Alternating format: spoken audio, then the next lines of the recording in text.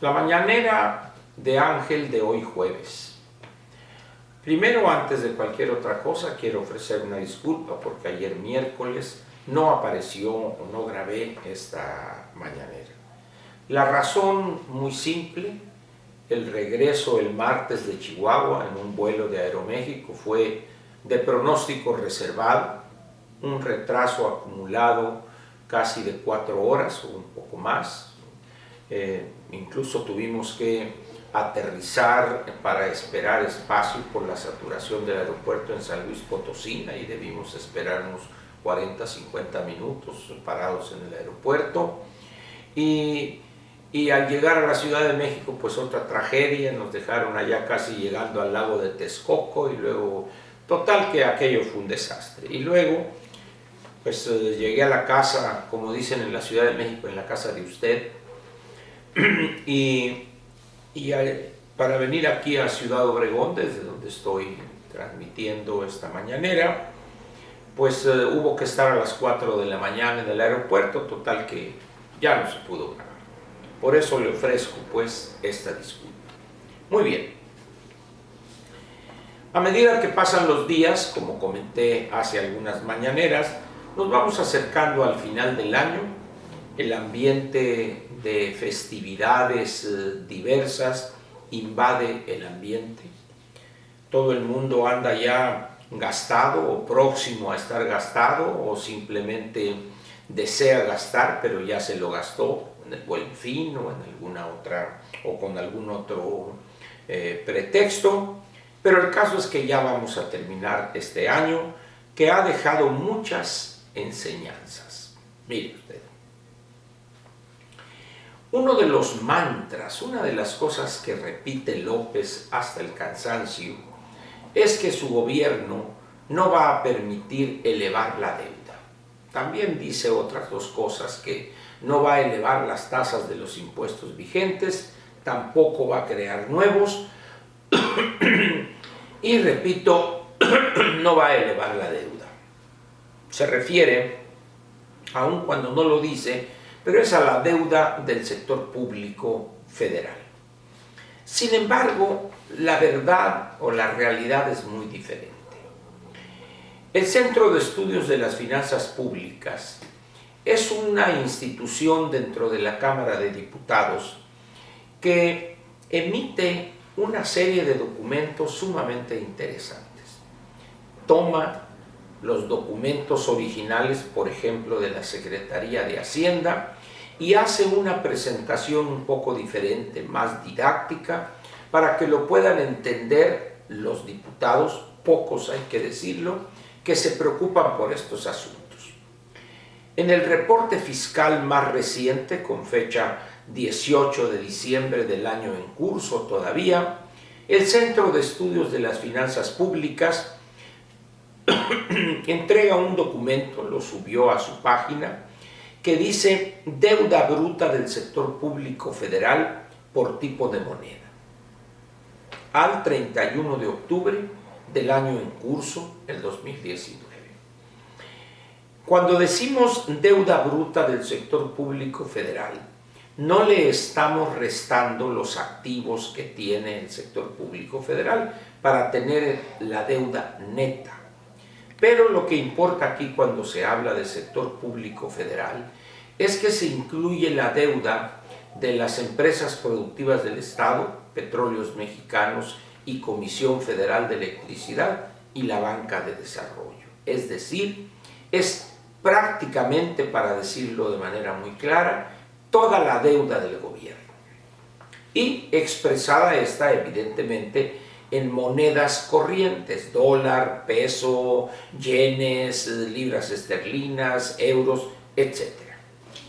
Y en este documento, en la portada, trae un cuadro donde nos dice que a diciembre del 2018, es decir, a fines del año pasado, la deuda bruta del sector público federal en diferentes monedas era 11,019,000,000,000 de pesos.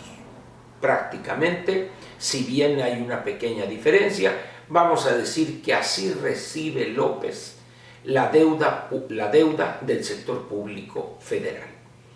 Pero 10 meses después, al día último de octubre, ya tenemos que la deuda ha aumentado 472,000 millones de pesos, es decir, porcentajes más, porcentajes menos, el 4% de incremento de la deuda del sector público federal. Este casi medio billón de pesos, 472,000, prácticamente sería suficiente para echar por tierra estas afirmaciones sin sustento de López en el sentido de que no va a aumentar la deuda pública. Quizá utilice el subterfugio barato ese para esconder la realidad o para intentar esconderla, de que como porcentaje del Producto Interno Bruto no ha aumentado. Sin embargo, ese es, repito, un truco barato para no reconocer que la deuda ha aumentado este año, y le digo algo más, va a aumentar año con año. ¿Por qué razón? Mire, para el año 2020 se tiene pensado gastar una cantidad que, de acuerdo a las proyecciones, alcanza alrededor del 23% del Producto Interno Bruto. Pero los ingresos van a ser alrededor del 21% de ese PIB, de tal manera que faltarían 2 puntos, 2% del PIB, que habría que sacarlos de algún lado. Y ese lado, pues, es la deuda. Vamos a tener superávit primario, dice López. Es cierto, pero ese superávit primario es ficticio. Primero, porque no le están pagando a proveedores, particularmente los relacionados con petróleos mexicanos. Y también debe decirse que han obtenido decenas de miles de millones de pesos, 150,000, 170,000 millones de pesos, que tomaron del FEIP, el Fondo para la Estabilización de los Ingresos Presupuestarios. Dicho de otra manera, esos 170, 150,000 millones de pesos de superávit primario, es decir, la diferencia o el saldo antes de pagar el servicio de la deuda, es ficticio, porque no es resultado de la operación sana del gobierno, sino de tomar dinero, en este caso, de un fondo cuyos recursos que están ahí no son para estos fines. Pero en fin, ahí tenemos la evidencia de que López es un mentiroso contumaz en aspectos como la deuda del sector público. Y todavía faltan 2 meses de este año. Y es muy posible, con estos mismos porcentajes, que el año próximo la deuda aumente también alrededor de 500,000 millones de pesos, es decir, medio billón de pesos. Muy bien, pero hay otro elemento que quiero comentar con usted. Es este que tiene que ver con los estados y su dependencia, los gobiernos estatales, para ser más precisos, que tanto dependen de las transferencias del gobierno federal. Ya ve que ha habido una discusión encabezada por el gobernador de Chihuahua, licenciado Javier Corral, donde está planteando, ya no lo ha hecho, pero hubo un momento en que lo planteó, sobre la conveniencia o necesidad de salirse del convenio de coordinación fiscal. La verdad es que eso ya no lo ha repetido, ni creo que sea la solución. Pero al final de cuentas se ha mencionado la necesidad de cambiar la forma de repartir los recursos. ¿Cuáles? Hay un concepto que se llama recaudación federal participable. Es el monto que se genera o que se construye con algunos impuestos. Y mediante un modelo matemático, una fórmula, se les devuelve a los gobiernos estatales X porcentaje. X porcentaje de esa bolsa, pero también, midiéndolo de otra manera, un porcentaje X de lo que aporta ese estado y su economía y sus contribuyentes a esa esa canasta que se llama recaudación federal participable. El promedio estatal, como le he dicho en otra ocasión, es del 11%, es decir, un gobierno estatal que gasta 100 pesos depende para realizar ese gasto de 89 pesos que le da el gobierno federal. Pero hay unos estados que aportan más de ese 11%, es decir, que están por encima de ese 11%. La Ciudad de México, que desde hace muchos años se ha caracterizado al tener un sistema de cobro del impuesto predial muy cercano al valor de mercado, aporta el 42-43% de lo que gasta. Es decir, su dependencia es 57% de recursos federales. Pero luego tenemos Chihuahua, que aporta casi el 20%, Nuevo León el 19%, tenemos Quintana Roo por sus características de actividad turística, un 18-19%, Guanajuato quizá un 16%, y ya entra Querétaro, que está alrededor del 12%, y Coahuila 11%, Aguascalientes 11%, y de ahí para adelante todos los demás o están en el 11% o un poquito más abajo. Muy bien. ¿Qué es lo que podría señalarse aquí para terminar este comentario?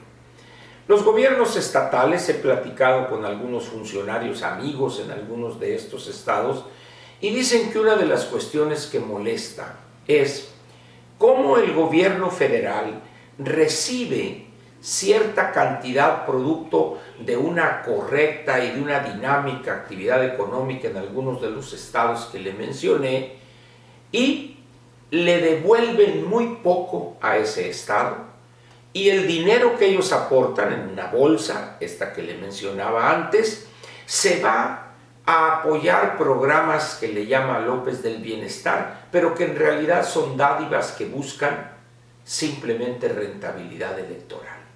Dicho de otra manera, los estados dicen: oye, qué buen negocio estamos haciendo, nos esforzamos, cobramos, procuramos obtener recursos propios en un porcentaje importante para que el gobierno lo que se lleva de aquí o lo que aportamos para la recaudación federal lo va y lo dilapida con fines estrictamente electorales. Ese quizás sería el punto de vista, o al menos el elemento más señalado por los estados que están por encima de ese promedio del 11%. Este es un tema que con toda seguridad el próximo año, el 2020, va a dar mucho de qué hablar, de la misma manera que el tema que le comenté primero, el de la deuda del sector público federal. En los dos casos, las posiciones de López son incorrectas y no estimulan el crecimiento de la economía, sino que por el contrario, al dar dádivas a una buena parte de los estados del país donde tiene interés electoral, lo único que hace es perpetuar el estado de atraso y marginación de esos estados. ¿Por qué? Porque le interesa que la gente dependa casi totalmente del recurso federal para poderlos tener agarrados y así obtener ventajas, como dije, electorales. Dicho en buen cristiano, votos para el año 2021, que es cuando se celebrará la elección intermedia. Le agradezco su presencia aquí en esta mañanera y lo espero mañana, viernes, donde cerraremos la semana laboralmente hablando. Y habrá, por supuesto, sabatina y dominical. Muchas gracias por su presencia.